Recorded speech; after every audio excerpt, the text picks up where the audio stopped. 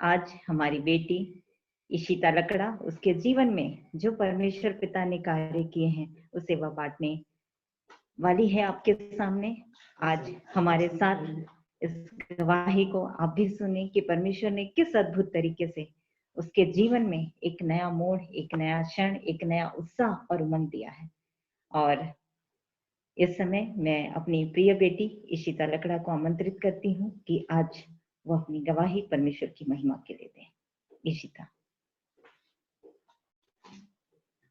आप सभी को मेरी तरफ से यीशु सहाय, जय यीशु और जय मसीह की। मेरा नाम इशिता लकड़ा है और मैं अंबिकापुर से हूँ। आज मैं आप सभी के सामने अपनी एक गवाही को लेके आई हूँ। वो मेरे लिए एक छोटी नहीं पर मेरे जीवन के लिए एक सबसे बड़ी गवाही है जो मेरे जीवन में हुई है। शुरू करना चाहूंगी। मेरी गवाही ऐसी है कि सेशन 2019-20 में मैं क्लास 11th में थी और मेरे सारे एकेडमिक्स अच्छे तरीके से चल रहे थे। फिर हमारा फरवरी में रूल के हिसाब से एग्ज़ाम, फाइनल एग्ज़ाम हुआ। फिर हमने जो है अपना फाइनल एग्ज़ाम दे दिया। फिर उसके बाद हमारे स्कूल में पहली बार ऐसा हुआ कि हमें फाइनल एग्ज़ाम का आंसर शीट दिखाया जा रहा था। तो ये बात है 12 मार्च 2020 की। तो मैं अपने पापा के साथ स्कूल गई हुई थी अपना आंसर शीट देखने के लिए। और उस टाइम सीजी बोर्ड के जो बच्चे हैं उनका बोर्ड एग्ज़ाम चल रहा था, जिस कारण से मेरी मम्मी का जो है एग्ज़ाम ड्यूटी लगा हुआ था, तो वो हमारे साथ नहीं जा पाई थी स्कूल, इसलिए मैं अपने पापा के साथ गई थी।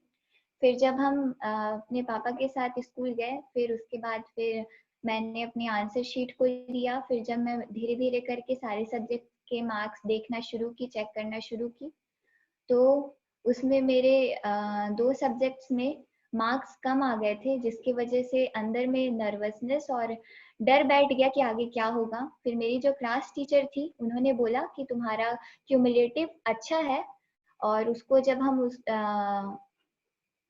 उसको जब हम जोड़ लेंगे तो रिजल्ट तुम्हारा ठीक ही जाएगा, तो ज़्यादा स्ट्रेस मत लो। तो इसी आशा से, एक होप के साथ मैं पापा के साथ घर वापस आ गई। फिर 12 मार्च को तो हमको अपना फाइनल एग्ज़ाम का आंसर शीट दिखाया गया था। फिर 16 मार्च को फाइनल रिजल्ट जो है डिक्लेयर होने का था। तो उस दिन भी मैं अपने पापा के साथ गई थी। फिर जैसे ही मैं अपने स्कूल में पहुंची, फिर वहाँ बच्चों का लिस्ट जो निकला हुआ था, वहाँ पर जो है मेरे नाम के आगे में डिटेन लिखा हुआ था। इस चीज़ को देख के मुझे काफ़ी शॉक फील हुआ। मैं आप सभी को डिटेन का मतलब बता देना चाहूँगी। इसका मतलब होता है रोक दिया जाना, जिससे कि मेरे को काफ़ी शॉक फील हुआ। फिर मैं जब क्लास गई, फिर मैं अपना रिपोर्ट कार्ड जब अपने टीचर से ले रही थी, तो फिर हमने देखा कि ऐसा क्या हो गया। तो जो मेरी क्लास टीचर ने बोला था कि जो तुम्हारा 2 सब्जेक्ट में मार्क्स कम है, अगर हम क्यूमुलेटिव उसमें ऐड कर देंगे तो ऐसा कोई आगे में प्रॉब्लम नहीं जाएगा, पर उसी 2 सब्जेक्ट की वजह से मुझे रोक दिया गया। मेरे पापा ने मेरे टीचर से बात की कि एटलीस्ट एक सब्जेक्ट में भी अगर सप्लीमेंट्री हो जाता है तो ठीक है, पर आप 1 साल के लिए इसको ना रोके करके। फिर भी मेरे टीचर्स ने नहीं माना। फिर मेरा जो मन था, काफ़ी शॉक में थी मैं कि मेरे साथ ऐसा क्यों हो गया, क्योंकि मैं अपने लिए ये एक्सपेक्ट नहीं कर सकती थी, क्योंकि आज से पहले मेरे साथ ऐसा नहीं हुआ था। और जो परमेश्वर पिता जो मुझे बनाया है, वो मुझे इस कदर नहीं बनाया है। मेरे अंदर भी कई सारी खूबियाँ हैं जिसको वो अपनी ओर से रचा है मेरे अंदर, और मैं अपने लिए कभी एक्सपेक्ट नहीं कर सकती थी कि मैं एक दिन डिटेन हो जाऊँगी और मेरे साथ ये सब होगा। क्योंकि मेरा साल भर का क्यूमुलेटिव काफ़ी अच्छा रहा। भले ही 11th में आने के बाद मेरा सब्जेक्ट नया था, जिसकी वजह से मुझे प्रॉब्लम हुई, पर मैंने साल भर अपना मेहनत किया, फिर भी मेरे साथ ये हो गया। और इससे पहले भी मेरे साथ ऐसा कुछ हुआ नहीं था। काफ़ी शॉक फील हुआ। फिर मैं घर आ गई। घर में आने के बाद भी मेरे मम्मी पापा को भी ये जान के शॉक, मतलब वो मेरे से एक्सपेक्ट नहीं कर सकते थे ये सब कि मेरे साथ ऐसा हो जाएगा करके। फिर उसके बाद पूरे वर्ल्ड में कोरोना वायरस फैल गया था, जिसके वजह से जो है जगह जगहों में कर्फ्यू लगना शुरू हो गए थे। तो ऐसे ही 2 दिन गुजरा, फिर 19 मार्च को हम अपने घर में, यहाँ हम अंबिकापुर आ गए। फिर अंबिकापुर आने के बाद ऐसा हुआ कि 21 मार्च को हमारा जो है न्यू सेशन स्टार्ट होने वाला था, तो वो नहीं हो पाया क्योंकि 21 मार्च से पूरा लॉकडाउन हो गया, पूरे स्कूल्स बंद हो गए, कॉलेजेस बंद हो गए, चर्चेस बंद हो गए। फिर उसके बाद ऐसे ऐसे समय बीतते गया, तो लॉकडाउन होने के बाद जो है सीबीएसई और बाकी जितने बड़े बड़े बोर्ड्स हैं, उन्होंने ये डिसाइड किया कि ऑनलाइन जो है हमारा क्लास होगा करके।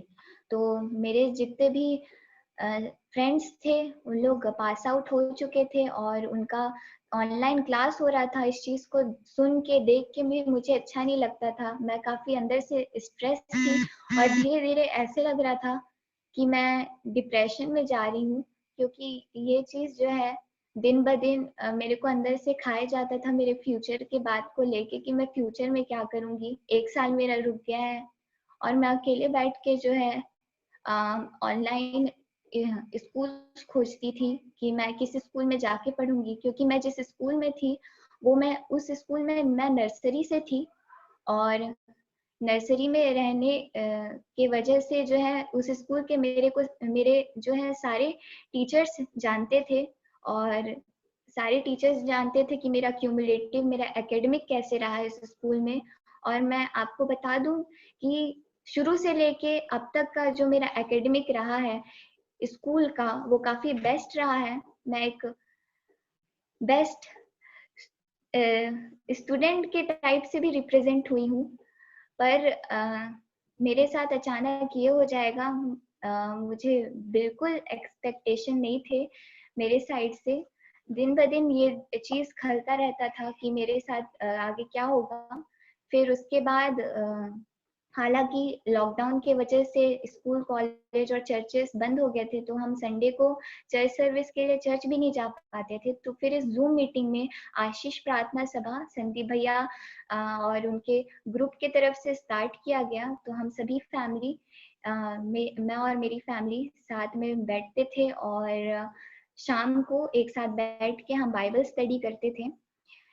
बाइबल स्टडी करते करते जो है, जो अंदर में मेरा मन अपसेट रहता था उस बात को सोच के कि मैं आगे क्या करूंगी, कैसे रहूंगी, पर इस बाइबल स्टडी करते करते मेरे अंदर चेंजेस आने लगे, मेरे को इतना स्ट्रेस नहीं होने लगा। फिर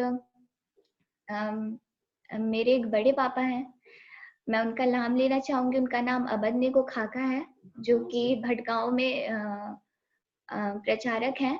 तो मैंने उनसे ये बात शेयर की, और जब वो मेरी पूरी बात को सुने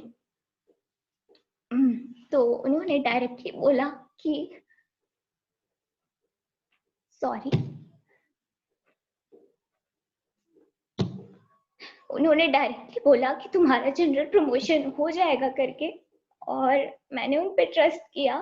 फिर थोड़े दिन के बाद जो है हमने ये बात संदीप भैया को भी बताई। फिर ऐसा हुआ, फिर भैया भी मेरे को प्रार्थना में याद करते थे। फिर कुछ दिन के बाद ऐसा हुआ कि संदीप भैया का प्रोग्राम बना कि वो अंबिकापुर में आए। फिर भैया अचानक से अंबिकापुर में आए, फिर हमारे घर में भी आए थे। फिर उन्होंने स्पेशली मेरे लिए भी प्रेयर किया। उस प्रेयर में उन्होंने ये चीज रखा कि सब चीज तू जानता है पिता, आगे मैं नहीं बताना चाहता, पर सब चीज का जानने वाला करने वाला तू ही है। इसी के साथ हम प्रेयर में आगे बढ़ते गए, मैं भी प्रेयर करती थी।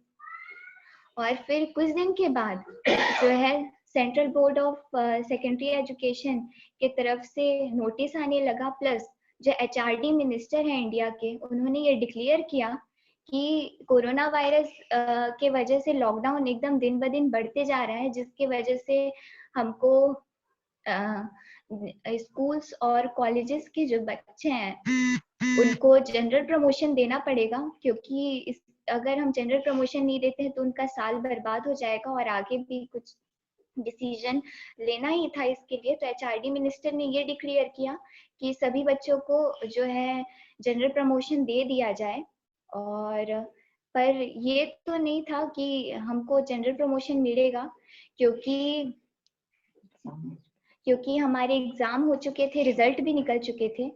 फिर भी हम प्रेयर में लगे हुए थे और फिर कुछ दिन के बाद ये रिजल्ट आया कि उस प्रेयर का जो रिजल्ट ये आया कि कुछ दिन के बाद जो है सीबीएसई एक और नोटिस निकाला। उसमें बोला कि 9th और 11th के बच्चे जो डिटेन हो चुके हैं उनको भी मौका दिया जाए। कई स्कूल्स में एग्जाम्स लेके जो है रिजल्ट भी डिक्लेयर कर दिया गया है, तो उनको भी दोबारा मौका दिया जाए। तो फिर जो है ऐसा हुआ। फिर उसके बाद हमारे स्कूल से ऐसा कोई नोटिफिकेशन आ नहीं रहा था। फिर कुछ दिन के बाद जो है हम प्रेयर में लगे रहे। फिर उसके बाद कुछ दिन के बाद जो है फिर एक और नोटिस निकला। उसमें ये था कि कई स्कूल्स में जो है एग्जाम्स हो चुके हैं और रिजल्ट भी निकल चुका है, जिसके वजह से स्कूल जो है क्विक डिसीजन नहीं ले पा रहा है। इसलिए कुछ दिन के बाद ये डिसीजन निकाले उन लोग कि जो है आप अपना ऑनलाइन और ऑफलाइन टेस्ट ले लीजिए करके। फिर भैया यहाँ आए हुए थे, उन्होंने प्रेयर किया था।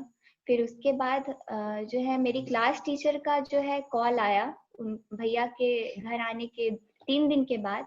फिर मेरी क्लास टीचर ने बताया कि शीता जो 2 सब्जेक्ट में उसके साथ ऐसा हो गया था, उसको एक और दोबारा मौका मिल रहा है ऑनलाइन या ऑफलाइन एग्जाम देने का, और उसको बोलिए कि वो प्रिपेयर करेगी और फिर जो है ऑफलाइन एग्जाम होगा और स्कूल जैसे ही खुलता है हम उनका एग्जाम लेंगे करके। पर लॉकडाउन बढ़ते गया, लॉकडाउन खुल ही नहीं रहा था, तो फिर डिसीजन भी नहीं ले पा रहे थे।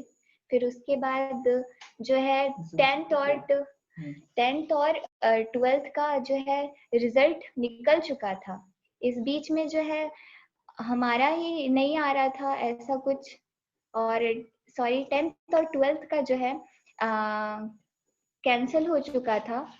जो बचा हुआ जितना सब्जेक्ट का एग्जाम था वो कैंसिल हो चुका था और हमारा कुछ ऐसा नहीं आ रहा था। फिर कुछ दिन के बाद ऐसा आया कि आपको जो है ऑनलाइन एग्जाम देना है। फिर मैं उस चीज के लिए प्रिपेयर की अपने आप को, और फिर हमारा जो है ऑनलाइन एग्जाम हुआ।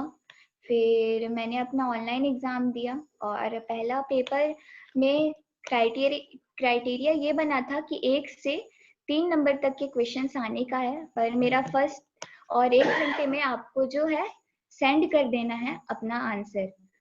पर 1 से 8 नंबर तक के मेरे अकाउंट्स में क्वेश्चंस आए थे, पर मेरे से जितना हो सका मैंने किया और उसको जो है टाइमली ईमेल कर दिया। ईमेल करने के बाद ईमेल तो कर दिया, पर ये था कि मेरे से जितना बना मैंने उतना बनाया, और 1 घंटे का भी 1 घंटे का टाइम भी था, प्लस क्वेश्चन इतने लेंदी आए थे, फिर भी मैंने किया। फिर कुछ दिन के बाद एक और बार संदीप भैया जो है हमारे घर में आए। उनका अंबिकापुर में कुछ प्रोग्राम बना हुआ था, किसी काम की वजह से वो यहाँ आए हुए थे। फिर उस दिन भी वो प्रेयर करके यहाँ से गए। फिर उसके 2 दिन के बाद मेरा जो दूसरा पेपर बचा हुआ था वो भी मेरा पेपर हुआ। फिर पेपर जो मैं सेकंड पेपर दी अपना वो काफी अच्छा गया। उसके बाद दिन बीतते गया। अब ये था कि 10th और 12th का जो था रिजल्ट आ चुका था और मेरा ही नहीं आ रहा था, क्योंकि मैंने अपना एग्जाम भी दे दिया है, प्लस इधर रिजल्ट का भी कोई नोटिफिकेशन नहीं आ रहा है।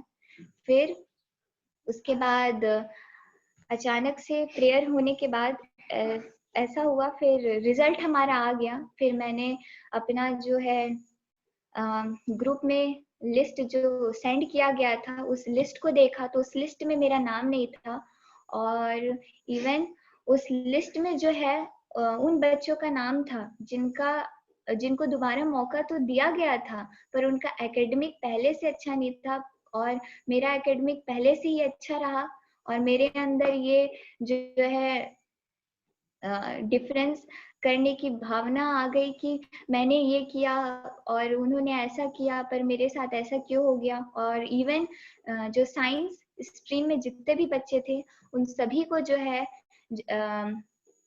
प्रमोट कर दिया गया था। और हमारे कॉमर्स स्ट्रीम में ऐसा हो गया जिसकी वजह से मेरे को बिल्कुल अच्छा नहीं लगा अंदर में, और मेरा फ्रस्ट्रेशन लेवल बढ़ गया, हराश हो गई मैं।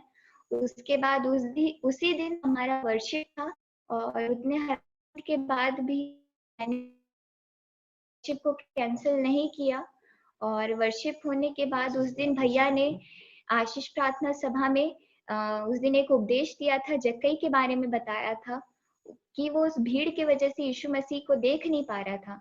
आप भी उस भीड़ में फंसे हुए होंगे, दबे हुए होंगे। वो भीड़ अलग प्रकार के भी हो सकते हैं, ईर्ष्या, डा, या फिर आप किसी प्रॉब्लम की भीड़ में होंगे। और उन्होंने इस चीज के लिए प्रेयर किया कि हम उस भीड़ से निकल पाए, और उन्होंने ये प्रेयर किया। और दूसरे दिन ही जो है मेरे को स्कूल से एक नोटिफिकेशन आया कि आप स्कूल आइए, स्कूल में एक मीटिंग है। फिर हम नेक्स्ट डे ही स्कूल गए, और स्कूल में मैं जो है स्कूल गए। और स्कूल जाने से पहले जो है संदीप भैया को ये सब बात बता दिए थे कि ऐसी बात है, हम आज स्कूल जा रहे हैं करके। स्कूल जाने से पहले वो हमारे लिए प्रेयर किए, और प्रेयर जैसे ही किए उसके बाद हम जब स्कूल गए तो फिर मैं अपने जो है प्रिंसिपल और अपने सब्जेक्ट टीचर से मिली। स्टार्टिंग में तो बात होना शुरू हुआ, फिर वो ये बोलने लगे कि सिलेबस काफी हद तक आगे चले गया है, ये सब बोलने लगे। मेरे मन में ये चीज आने लगा कि बात ही नेगेटिव वे में शुरू हुई है तो आगे क्या होगा।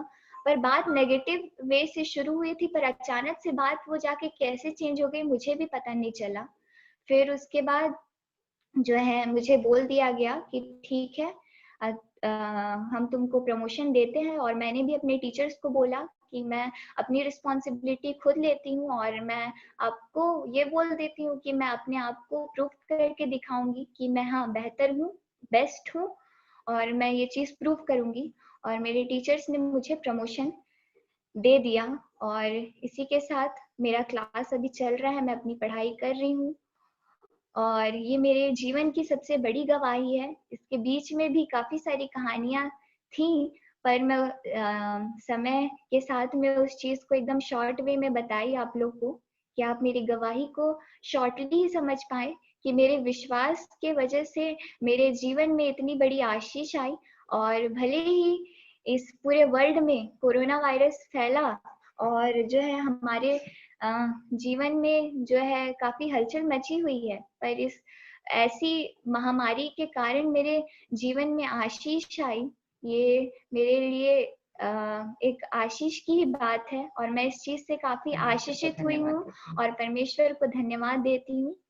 और इसी के साथ मैं आपको भी को भले ही आप जितने भी बड़े प्रॉब्लम में क्यों ना फंसे हों, पर आप अपने परमेश्वर पिता पर भरोसा रखें, उसको जो है अपना आधार माने, और उसी के नाम को लेके आगे बढ़ें। और इसी के साथ मैं अपने जो है गवाही को यहीं अंत करती हूँ, और आगे के लिए मैं मम्मी को समय देना चाहूंगी, वो भी कुछ कहेंगी। धन्यवाद। परमेश्वर को सारी महिमा मिले। और बहुत मैसेजेस आ रहे हैं हमारे पास, और सच में आजीवाओं का आज मुझे ऐसा प्रतीत होता है कि जो भी समस्या और परिस्थितियां हमारे परिवार के लिए आई, आज परमेश्वर खड़ा करना चाहता था।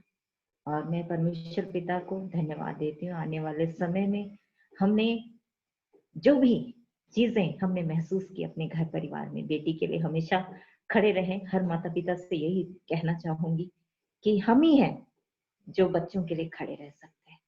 और हमने कभी ऐसा कुछ भी नहीं किया, कहा नहीं, पर प्रार्थना में हम, और बहुत ही हमें ये लगा कि ये आशीष प्रार्थना सभा हमारे लिए हुई है। हम अपनी बेटी को वचन से तैयार कर रहे थे, और परमेश्वर ने उसका परिणाम आज आपके सामने है। और परमेश्वर को धन्यवाद। प्रभु के